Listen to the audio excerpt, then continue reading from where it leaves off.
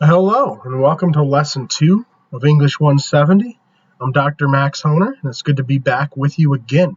I'm very excited for this particular lesson because now that we've covered, all of the syllabus and online learning type of stuff in that first lecture, we can just get right to the literature now and just start discussion. And so to me, that's always exciting to get through that mechanics, nuts and bolts kind of stuff you have to do and just get right to the content in that second lesson.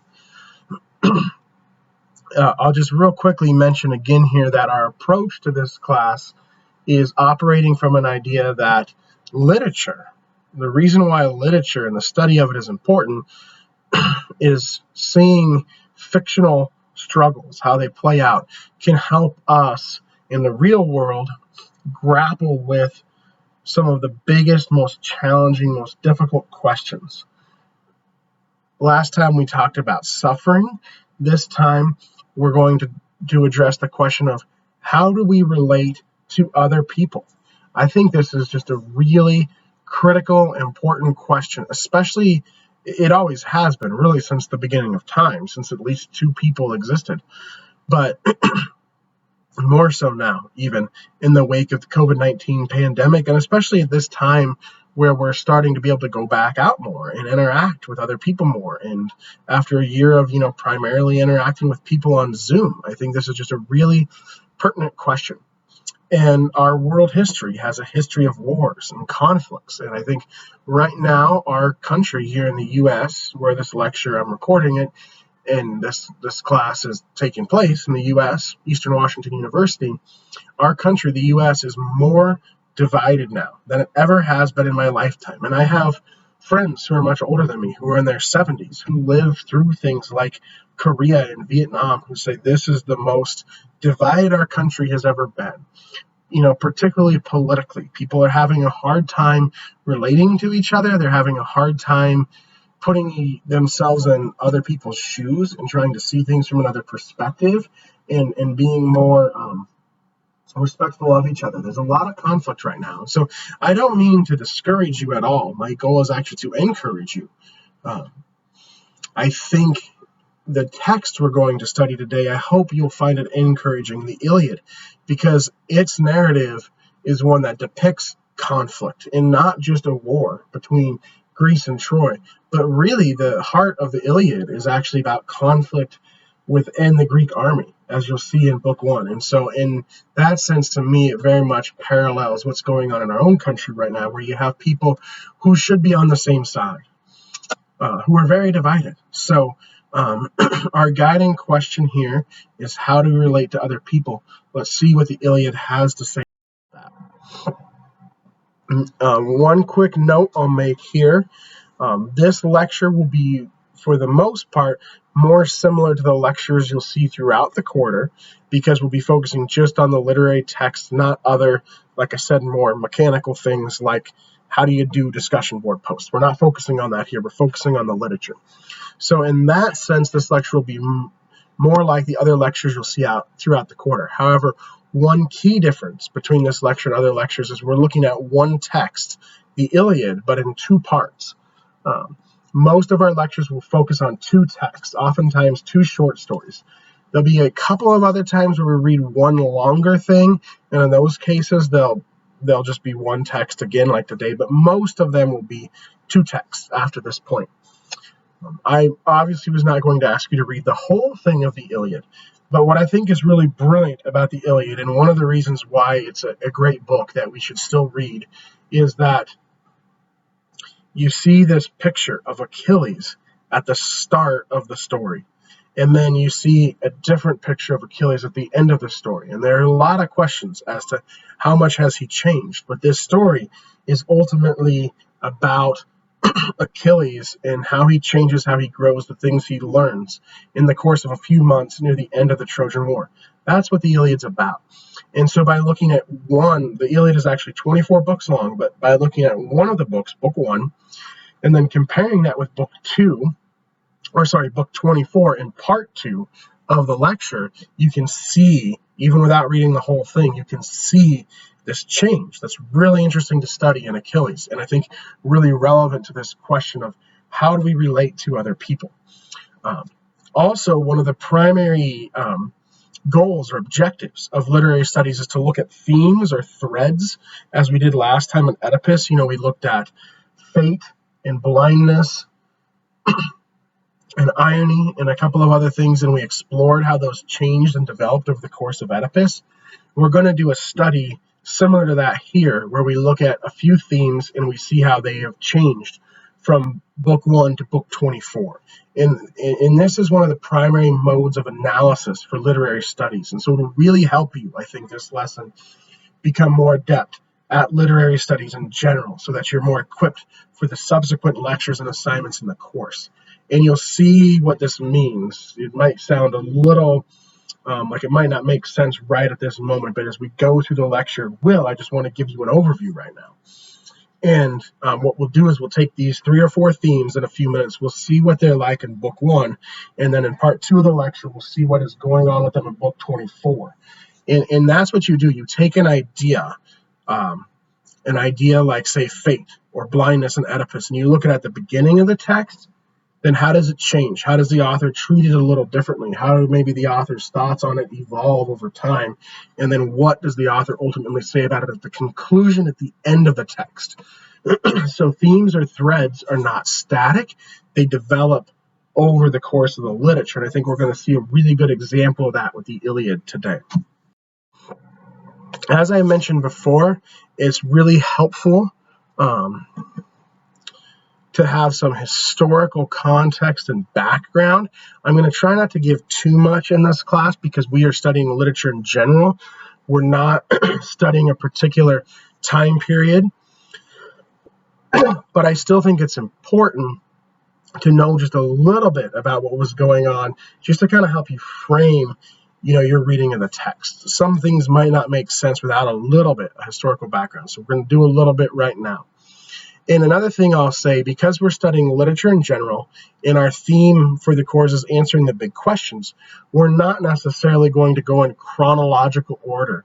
We're going to go thematically, like which questions are most important to address first, which texts of the text I've chosen maybe address things that come up in earlier texts, and kind of base it that way rather than a strict chronological order that you might in a class that is more focused on a specific time period, not a general introduction to literature. And so this text, the Iliad, was actually written by Homer before Oedipus, the text we read the first time. But they're both from ancient Greece, so you'll see some overlaps, some parallels, but some differences too. And then in lesson 3, we're actually going to study much more recent stories from only about 150 years ago. And later in the quarter, we'll study very recent stories. So we're going to be jumping around chronologically, and you're going to see things from all different time periods and places, and then that might not necessarily go in order, but the order in which I've put them really makes sense as you see the course play out and you see the different questions, big questions I've chosen to address. So without further ado, here's just a little bit of historical context on the Iliad. Prior to the composition of the Iliad is not the oldest text in the world, but it's one of the older texts. So in Greece during this time, prior to the composition of the Iliad, there was a thriving oral tradition during centuries of illiteracy. Illiteracy means that the majority of the people in ancient Greek society prior to Homer's time couldn't read, compared to today where most people in the U.S. and other similar first world countries can read, although some of the population still is illiterate. 3,000 years ago when Homer was writing this, the majority of ancient Greece was illiterate. So they told the stories out loud. So when Homer writes the Iliad, he's not inventing that story for the first time. He's taking a story that was told out loud for centuries, really, multiple hundreds of years, giving his spin on it. So there are a lot of things associated with the Iliad that don't happen in the actual course of the narrative. So the Trojan horse is a great example. If you've read both books, book 1 and book 24 that I assigned, then you've already read the end of the Iliad because book 24 is the last book. The war is still going on. No Trojan horse, right? The Trojan horse was part of the myth But Homer chose not to include it in the Iliad because he's telling a specific story about Achilles. And Odysseus, a different hero, was the one who came up with the idea for the Trojan horse. So it appears in other places, but it's associated with this myth because the myth was told out loud for centuries before Homer wrote it down. And that leads me to the genre of the poem here. It's called epic poetry. So you might be reading this and you're thinking, this doesn't sound like a poem. And it's translated from ancient Greece for us by various people. And the translation I've given you of book 24 is actually very prose-ish. It probably reads like reading a novel or a story. But epic poetry is one type of poetry that was long narrative poetry. So if you were to actually read this in Greek instead of English translation, it would actually rhyme and sound like poetry. And poets would tell it out loud, and they would use the rhyme and the rhythm to remember it so they could tell it out loud again. And that's why when you write about it, you might want to refer to it as a novel or story, but you should actually call it a poem, even though it probably really doesn't feel like a poem as you're reading it. Another thing that comes up with this text is history. Did these things really happen? Well, sort of, not really. The Iliad is loosely based on real conflicts between Greeks and parts of Asia Minor. So Troy would technically be in the region known as Asia Minor.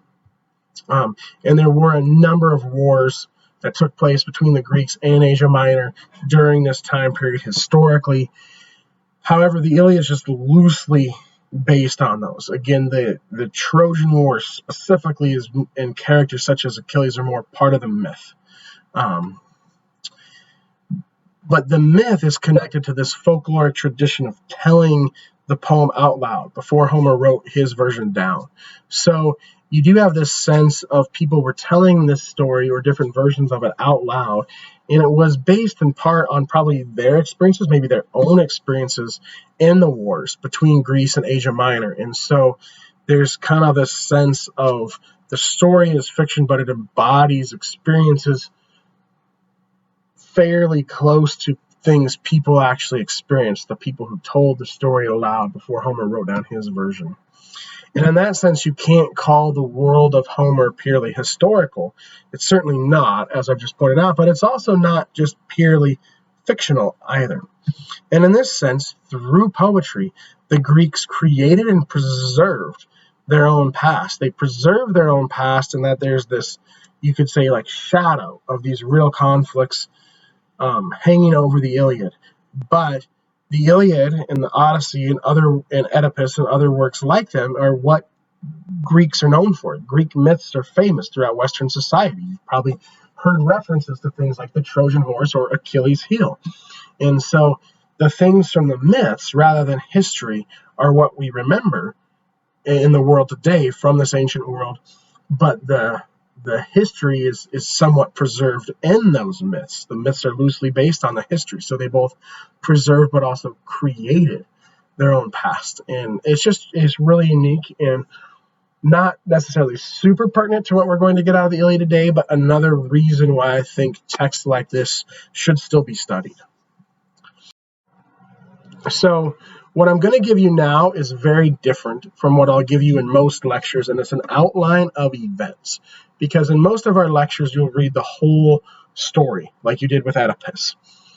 So you wouldn't need an outline of events. You'd already know the events from having read the story. But the Iliad, two reasons why I'm going to give you an outline of events, and I hope this will be really helpful. One is in the slide I just went over, I went through this idea of this kind of, you could say, collision of myth, history, and literature. There's the history, there's the myth based on the history, and then there's the literature that Homer's produced out of the myth that doesn't include everything from the myth. So why the war is taking place, that's not in the text. How the war pans out, that's not in the text. It's a 10-year war, according to the myth, and this is just a few months from the end of the war. So that's one reason why I'm going to give you an outline of events. I'm going to outline some of the things from the myth that aren't even in what I've asked you to read. so that you know that background and context and can understand the narrative better. But two, the second reason is I've only asked you to read book 1 and book 24. So having some idea of what happens in the other 22 books in between might be useful as well, right? So for those two reasons, I'm going to outline first what happened in the myth that isn't necessarily in the text of the Iliad itself, but it's helpful to know to understand the Iliad, because the Greeks reading it at the time would have been very familiar with those myths, and Homer would have been assuming his audience knew what I'm about to tell you.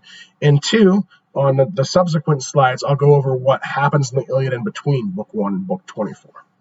And this will be pretty quick, but I think hopefully it'll set the stage for you nicely. So this first slide is events from Greek folklore, legend, and mythology that inform the Iliad. Are good to know to understand it because Homer's audience knew and understood these, but they don't actually happen because you have book 1. So these things happen before book 1. So they're not in the Iliad, but they're helpful to understanding it. So Zeus, the king of the gods, appoints Paris of Troy to judge which goddess is most beautiful. And one of the three goddesses, Aphrodite, sways him to pick her by offering Helen, Zeus's daughter and the most beautiful woman in the world, to Paris. So one thing to know here is that the Greek gods really intermingled with and manipulated the lives of humans. And in that sense, they're very different from the kind of God you probably are more familiar with growing up in the U.S., which is much more steeped in a Western Judeo-Christian cultural tradition than ancient Greece was. Ancient Greece was a polytheistic culture where the ancient Greeks believed in multiple gods. And in the Christian religion, you have a God that is relational, that Christians can pray to and talk to. And these gods interacted with humans, but they used them. They were of low morals compared to, say, in the Christian religion, God of Christianity is perfectly just, perfectly moral. These gods are very immoral. They're actually more like humans, probably worse than humans, because they had power, so they weren't restrained by their own limitations. And so Zeus often had affairs with or even raped human women, and Helen is the product of one of those. And because her father is king of the gods, she's considered the most beautiful woman in the world by many. And so another example of the gods kind of messing with the humans would be Aphrodite. She says, hey, if you can pick me, you can have Helen. And so if you've seen the Hollywood movie Troy, where Brad Pitt plays Achilles and Orlando Bloom plays Paris, that movie totally gets the Iliad wrong. They completely change it from the original text. And it's a very romantic thing. They make Paris and Helen like Romeo and Juliet, where in the actual text it was not romantic whatever. There's not really any romance in the Iliad.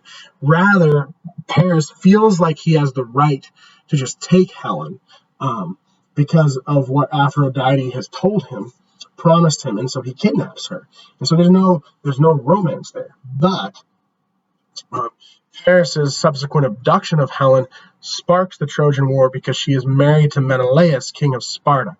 And so Menelaus is one of the Greeks. Sparta was one of the Greek city-states. And so Paris, abducts Helen, like I just said, and this sets off the Trojan War. And so that's why we have a war that's been going on for nearly 10 years when the poem you read for this class starts, according to Greek mythology.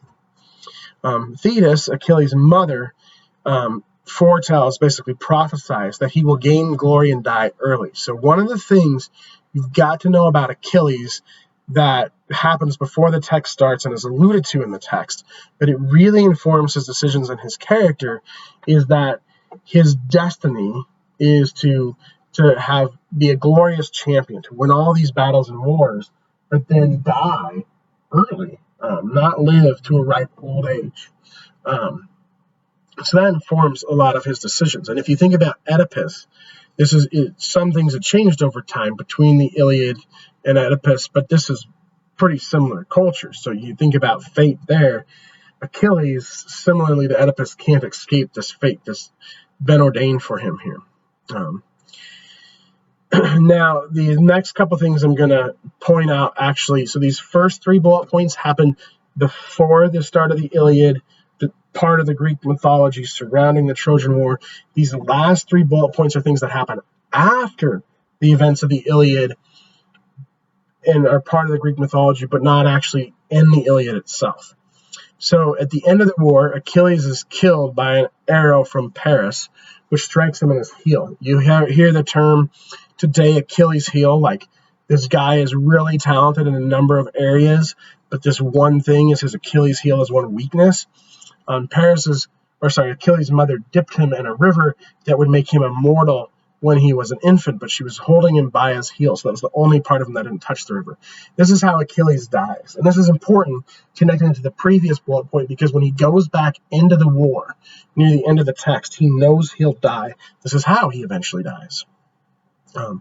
Odysseus, one of the other soldiers, who goes on to have Homer's other poem, the Odyssey, is all about him.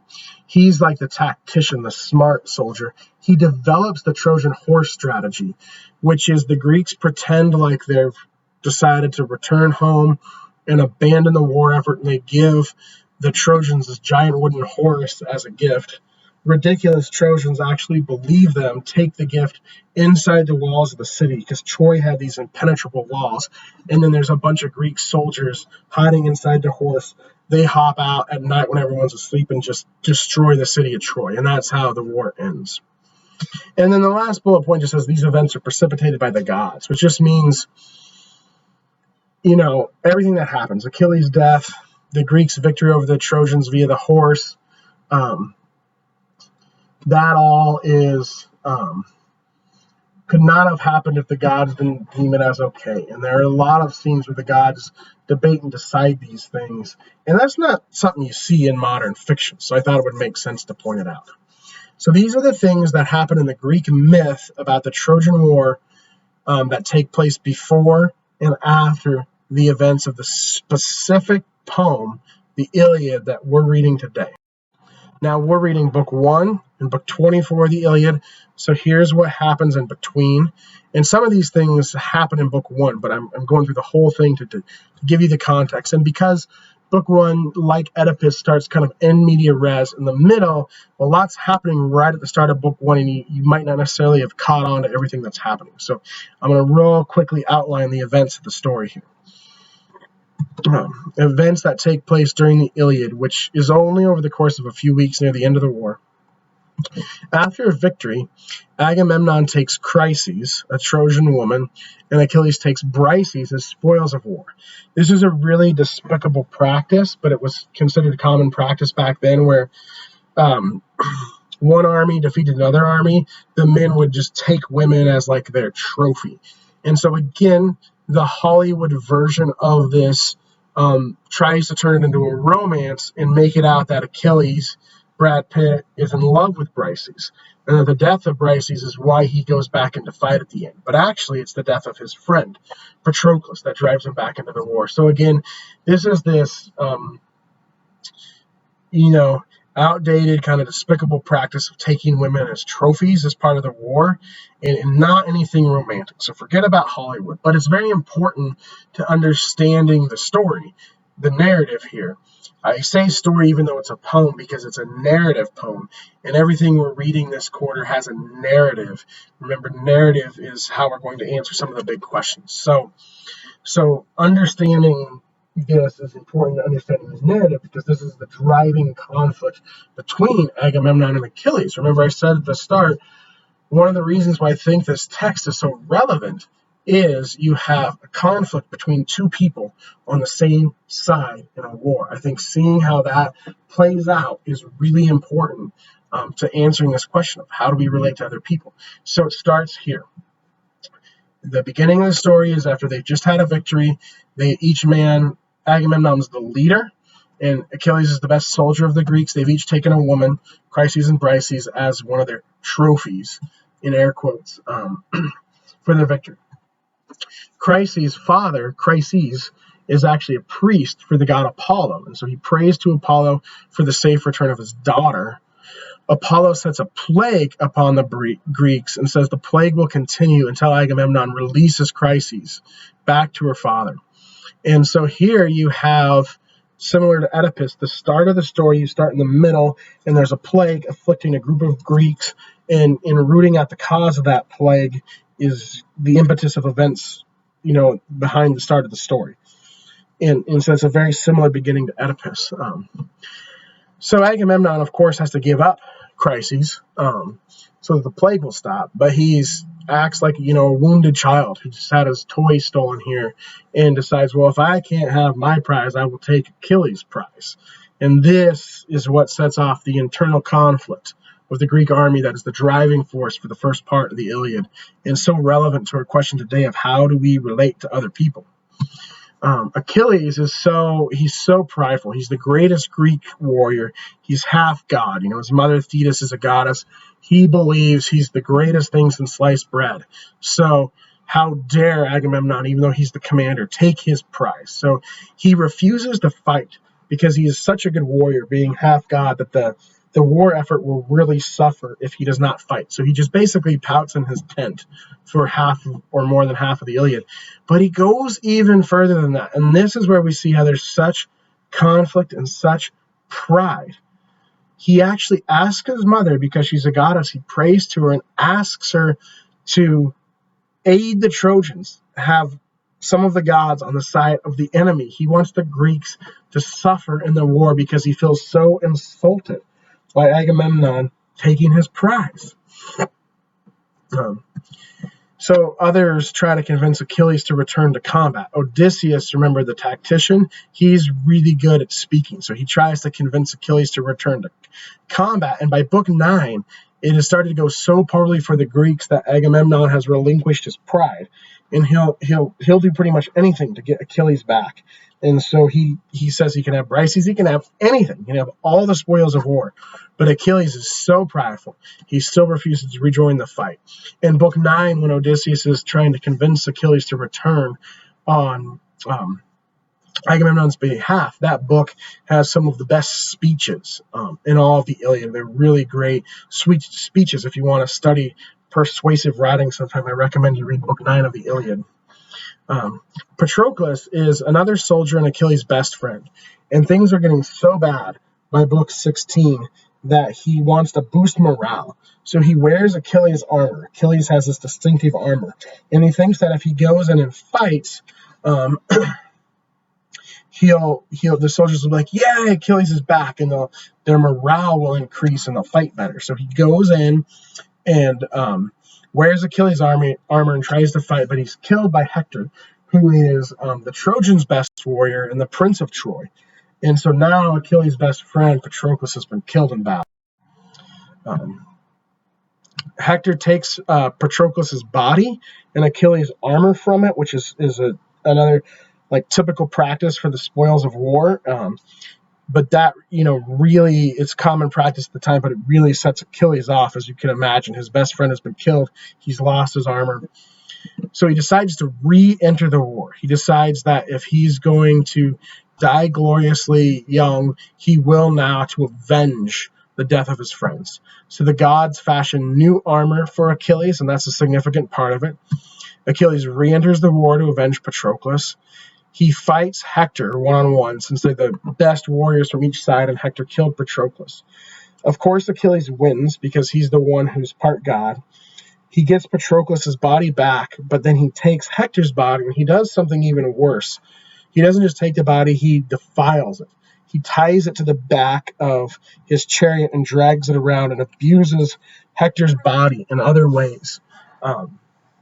And so the movie actually does depict this well, with Brad Pitt dragging Eric Bana, Hector's body, behind his chariot. But this is why we have the events of book 24, which we read.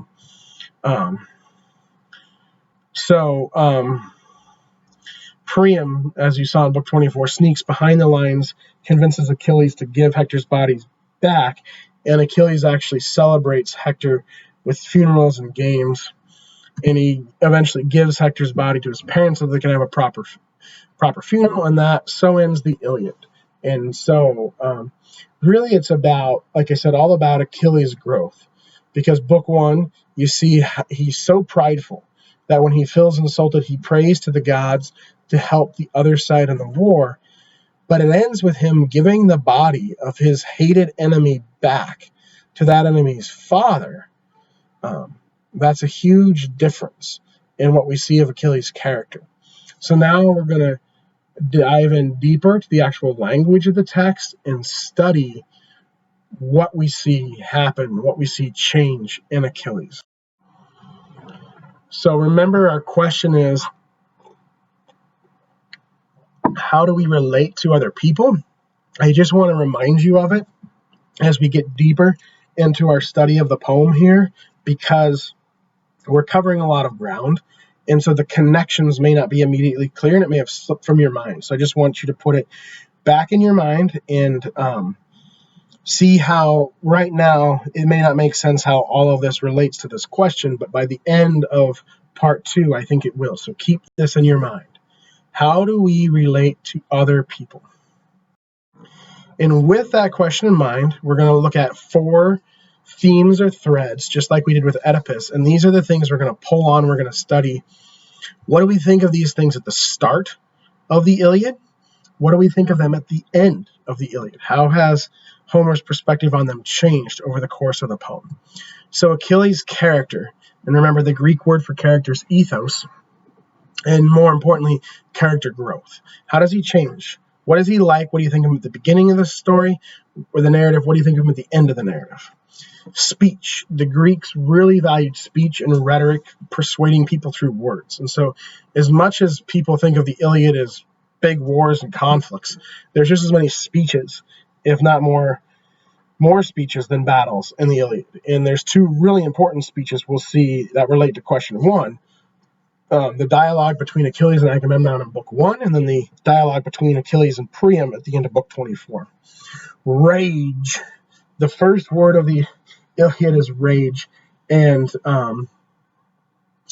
Achilles' anger or wrath or rage, there's a few ways to translate that word from the Greek, is the driving force for much of the narrative and key to understanding his character. Finally, human relationships, because that's our question, right? Our driving question. How do we relate to other people? So let's take a look at these 4 themes or threads. Remember, a theme is just a recurring, important thing throughout a text, and a thread is pulling on that thing, examining how it changes throughout the course of the text to understand the meaning of the message of the text, what the author might be trying to say about it. So I'm just going to look at 2 passages from the Iliad, one from book 1, and then in part 2 of the lecture, we'll look at one passage from book 24. So my first question is, what are your initial impressions of Achilles? And we'll look at a quote from book 1 that I think it gives a really good, view of Achilles early on. And so you can think about this, maybe pause, jot down what you thought of Achilles at the start of the narrative. Try to remember back before book 24, what did you think of him at first? And here's a quote that'll be helpful.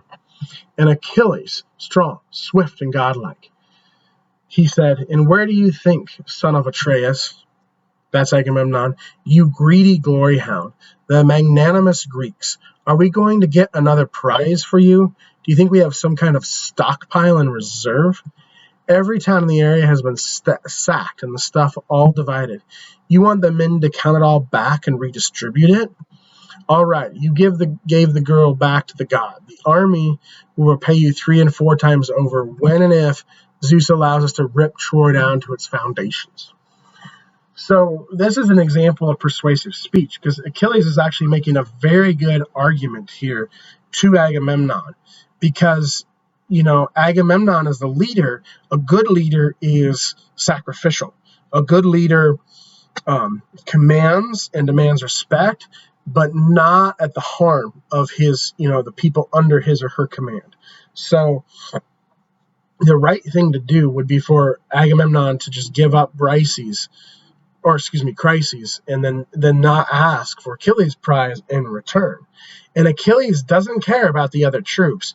He prays for their harm later on, but he's using them here to try to manipulate Agamemnon. This is that study of speech I was talking about in the Iliad. So he's saying, if you really care about your soldiers, you won't ask anything from them. We've just won a battle. We've handed out all the prizes. Don't take from your own people. If we eventually win this war, there'll be all kinds of prizes for you now. Taking from your men is not going to help you win the war in the long run. And that should be your goal. But he calls him a greedy glory hound. And so, as much as this idea makes sense, Achilles doesn't obey it himself. He calls upon the gods to harm his own troops, and he has some sway with the gods because his mother is a goddess. So he's a hypocrite, and Agamemnon is indeed a greedy glory hound because Agamemnon wants his prize. He doesn't take this advice, sound as it is. But Achilles is also a greedy glory hound. And so what you really see in this passage is two very prideful men pitted against each other here.